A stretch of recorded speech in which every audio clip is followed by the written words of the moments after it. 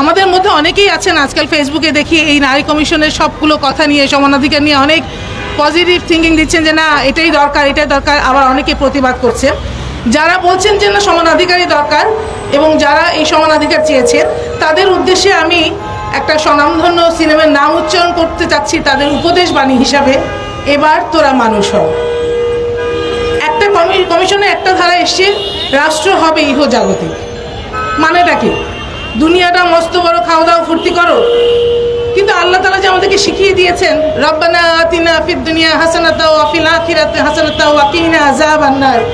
হে আল্লাহ, তুমি আমাকে দুনিয়ার কল্যাণ সর্বকল্যাণ দাও, আখিরাতের সকল কল্যাণ দাও এবং আগুনের আযাব থেকে রক্ষা করো। আমরা জেনে বুঝে না বুঝেও আমরা প্রত্যেকেই নামাজ পড়তে গেলে বা যখনই হোক আমরা এই দোয়াটা সবাই পাঠ করি। তাহলে কি আমরা এখন সেই বলবো যে রাষ্ট্রটা ইহজাগতিক হবে? যদি যদি দোয়াটা চাই আমরা, তাহলে রাষ্ট্র কী করে ইহজাগিত হয়? রাষ্ট্রে আমার এমন কর্মকাণ্ড থাকবে, এমন কাজ থাকবে যার মধ্য দিয়ে কিনা আমি দুনিয়ায়ও সাফল্য লাভ করব, আখিরাতও আমার জন্য উজ্জ্বল হবে এবং আগুনের আযাব থেকে আমরা রক্ষা পাবো। আল্লাহ সুবহানাহু ওয়া তাআলা আমাদের সকলকে রক্ষা করুন। রবীন্দ্রনাথের একটা গানের কথা মনে হয়ে গেল, যে এরা সুখের লাগে চাহে প্রেম, প্রেম মেলে না, শুধু সুখ চলে যায়, এমনি মায়ার ছলনায় এরা ভুলে যায়, কারে ছাড়ি কারে চায়। আমার কাছে ঠিক মনে হচ্ছে যে আসলে কাকে কোনটা ধরবে কোনটা রাখবে কিছুই বুঝতে পারছে না। এই জন্য ঢালাওভাবে একগাদা লিখে দিয়েছেন, সব ক্ষেত্রে সমানাধিকার চাই, শালীনতা, বেশ নৈতিকতা, এই শব্দগুলোর বর্জন চাই, যেগুলো থাকলে কি না এই অশালীন কর্মকাণ্ডগুলো করা সম্ভব হবে না। আজকাল বেশ কিছু চর্মরোগ দেখা যাচ্ছে। আমি অ্যালার্জিক ফুডের কথা বলছি, কিছু খাবার খেলে দেখবেন মুহূর্তের মধ্যে চর্মরোগ সৃষ্টি হয়ে যায়। তো নারী কমিশনের এই সুপারিশগুলোকে আমার কাছে মনে হচ্ছে ওই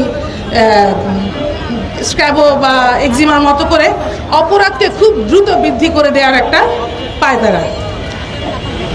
যৌনকর্মীদের স্বীকৃতি যাচ্ছেন, কিন্তু এই নারী কর্মীরাই যখন ছেলেদের নিজের সন্তানের বিয়ের জন্য মেয়ে খুঁজবেন, আগে দেখবেন যে সে যৌনকর্মী ছিল কি না, সেখানেই বাদ হয়ে যাবে।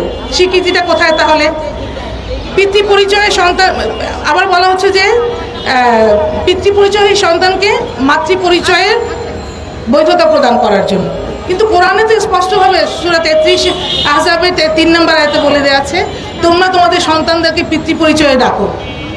আমি কি করে একজন মানুষ হিসাবে, একজন মুসলিম হিসাবে আমি এই আয়াতের অবমাননা করব, অমান্য করব? এত বড় ধৃষ্টতা কতজন মুসলমানের মধ্যে আছে? আমি সেটাই আসলে সুপারিশের যারা করেছেন তাদের কাছে জানতে চাই, তারা এই গণনাটাও করে দেখুক যে আসলে অবৈধ সন্তানকে কতজন মানুষ স্বীকৃতি দিতে চান। আমি যদি অবৈধ সন্তানকে স্বীকৃতি দেই তাহলে কি যৌনকর্মটাও আমার স্বীকৃতি দেওয়া হয়ে গেল। যৌনকর্ম স্বীকৃতি দেওয়া হলে আমার সন্তানকে আমি যৌনপল্লীর দিকে ঠেলে দিলাম, এটাও স্বীকৃত হয়ে গেল। তাহলে আর থাকলো কি? রব্বানা আতিনা ফিদ দুনিয়া, ওখানেতেই শেষ। ব্যভিচার সর্বোচ্চ ছিল যে মৃত্যুদণ্ড, এটা রহিত করার কথা বলা হচ্ছে। সর্বোচ্চ শাস্তি মৃত্যুদণ্ড দেওয়া যাবে না, কিন্তু কোরআনে বলা আছে যে প্রস্তরাঘাতে যারা ব্যভিচার করবে, ব্যভিচারকারীকে প্রস্তরাঘাতে মৃত্যুদণ্ড প্রদান করতে, যতক্ষণ না মারা যাবে ততক্ষণ তাকে প্রস্তরাঘাত করে মৃত্যুদণ্ড কার্যকর করতে বলা হয়েছে। তাহলে আমরা কি কোরআন অবমাননা করার মতন কতজন ধৃষ্টতা রাখি? এই জরিপটাও কি আমাদের দরকার না? অনেকেই জিজ্ঞেস করছেন, তথাকথিত মুসলমানরা বলছেন যে ইসলামের এই কথা বলে বলে নারীদেরকে নির্যাতন করা হচ্ছে। ইসলামের কথা বলে যারা নির্যাতন করে তারা আসলে প্রকৃতভাবে ইসলামিক না, মুসলিম না, তারা ইসলামকে পালন করে না, শুধুমাত্র একটা ছলনা দিয়ে। আমি যদি এখন রাস্তায় বের হই, আমি জানি না, আমাদের তো সবার গাড়ি নেই, আমাদেরকে অনেক সময়, বেশিরভাগ সময় পাবলিক ট্রান্সপোর্টে উঠতে হয়। আমি যখন ছোট ছিলাম সেই সময় দেখা যেত পাবলিক ট্রান্সপোর্টে দুটো দরজা ছিল, একটাতে পুরুষরা উঠতো, একটাতে মহিলারা উঠতো, আমরা স্বাচ্ছন্দ্যে যেতে পারতাম। এখন দুটো দরজা বন্ধ হয়ে একটা দরজা হয়েছে, এক দরজা দিয়ে সবাই ঠেসাঠেসি করে উঠবে। উঠার পরও মহিলাদের জন্য সংরক্ষিত আসন আছে, সেখানেও মহিলারা তার সেইটুকুন প্রাপ্যই পাচ্ছে না। সেখানে সমানাধিকার বলে আমি কি করে অর্ধেক সিট দাবিদার করতে চাই? সেখানে দেখা যায় প্রতিদিন বাসে ওঠার পরে আমাদের ঝগড়াঝাটি লেগেই যায়, চিৎকার চেঁচামেচি, যে সমানাধিকার চিৎকার চেঁচামেচি করতে করতে প্রাপ্য অধিকার থেকে আমরা বঞ্চিত হয়ে যাচ্ছি। এতে কি হচ্ছে? আমি হয়তো বা আমার হয়তো বা দিন শেষ হয়ে আসছি, কিন্তু আমার যে উত্তরসূরিরা আছে তাদেরকে আমি কোথায় ফেলে যাচ্ছি?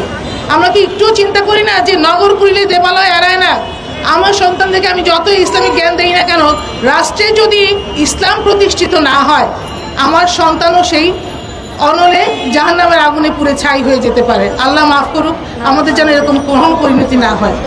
প্রাপ্য অধিকার মানুষ পাচ্ছে না, তার উপর আবার সমানাধিকার, এই যেন গোদের উপর বিস্ফোরার মতো।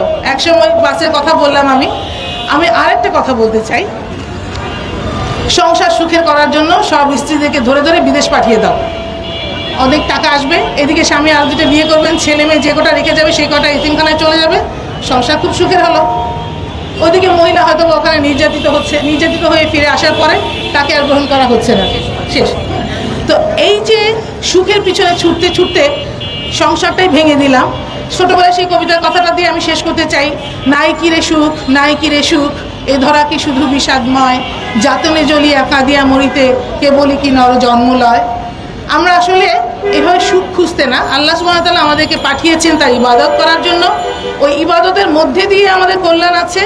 আমরা সবাইকে অনুরোধ করছি, কোরআন বুঝুন, কোরআন জানুন, কোরআন পালন করার চেষ্টা করুন, এবং এই যে নারী কমিশনে কোরআন বিরোধী, কোরআনের সঙ্গে সাংঘর্ষিক যতগুলো সুপারিশ করেছে, এই সুপারিশগুলো সব বাতিল করে নতুন কমিশন গঠন করে আবারও যেন এই নারী কমিশনের সুপারিশটা তৈরি করা হয়। এই বলে আমি আমার বক্তব্য শেষ করছি। ধন্যবাদ।